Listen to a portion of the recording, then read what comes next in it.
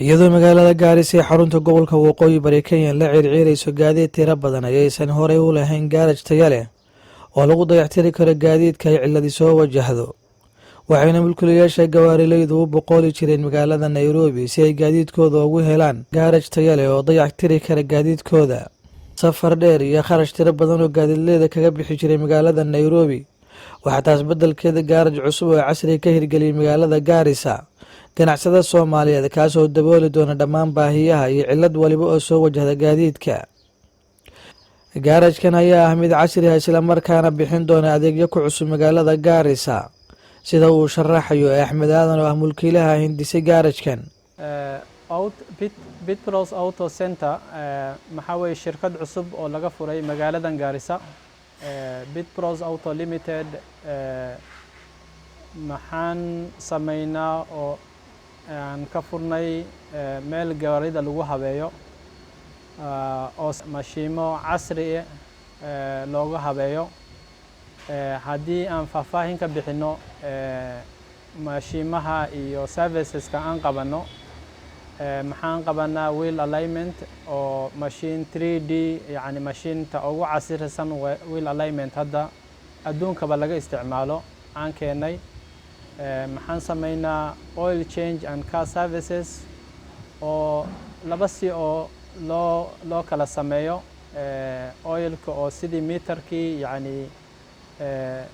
petrolka lagu shubay gaarida aan ugu shubno oo midda caagaga ee dadka ay garanayaan labadaba aan ku sameyno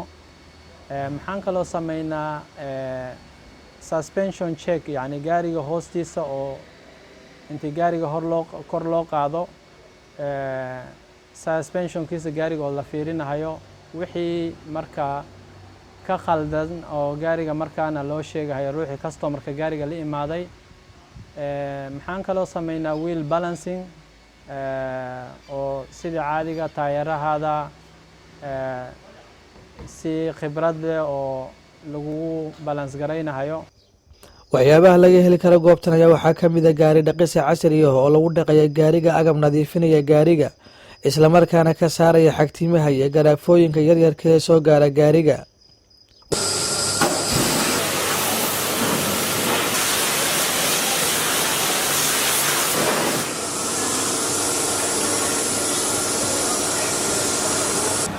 maxaan leenahay kale car wash casri ah oo ka duwan kuwii magaalada lagu sameynayay machine haday noqoto shaambuda iyo saabuunta la isticmaalo haday noqoto gaarigi oo lagaga dhaqaynay joonyad oo rangiga laga bixinaynin si habaysan oo raaligelisa lagu sameynayo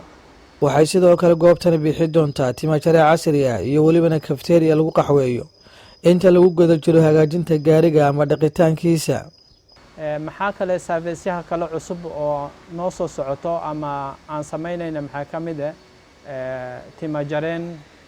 oo si casri meel habaysan oo timajareen baan hagaajinaynaa waxa serviceka kale aan sugayno inay Bitpros Auto Limited ay ku keento maxaa ka mid ah restaurant oo hotel intii gaariga lagu dhaqayo ama gaariga lagu hagaajinayo aa ku nasanayso oo ka qaxweyn karto ka qada iyo casho iyo dadka ay ku nastaan baan haynaa dadka waxay isweydiinayaan maxaa u furteen maxaa horta deefiirisa magaalada Gaarisa maxay noqonaysaa magaalo weyn oo horumar leh oo gawaari badan iyo magaaladii yani dhinaca la arko ay fidmanayso hadii anaga maxaan aragnay in meeshan ay ka jirto gaab yani inay ka jirto nafaas oo hadda dadka ay u aadayeen Nairobi servicekan hadda anaga aan Gaarisa ku sameynayno soo maxaan istusnay inay servicekii Gaarisa aan keeno dadkaan u soo dhaweyno maadaama dadkii gawaarida maalinleeday jidadka ay gawaarida ku soo badanayaan dadka gaari cusub oo casri ay iibsanayaan maxaan istusnay inay serviceka aan keeno serviceyaha maxaa ka mid ah taayaraan yaan iibinaa maxaan iibinaa bateriyaal baan iibinaa ninkii u maleynayo maxaan sameynaa test gaari oo free ah ninkii baterigiisa test free baan ugu sameynaa life spankiisa wax bateriga oo ka soo haraan yaan u sheegaynaa maxaan sameynaa shock testan sameynaa oo kuwaas maxaa weeyo services oo macaamiisha loo samaynayo oo lacag laga qaadaynin haddii cillad ay jirto un laga qaadayo lacagtii markii loo bedelayo. xaruntan ayaa ku taalla waddada dheer ee Lamu Road waxayna ku xigtaa maxkamadda sare ee gobolka iyadoo halkaasi kugu soo dhoweyn doonaan shaqaale u carbisan soo dhoweynta macaamiisha.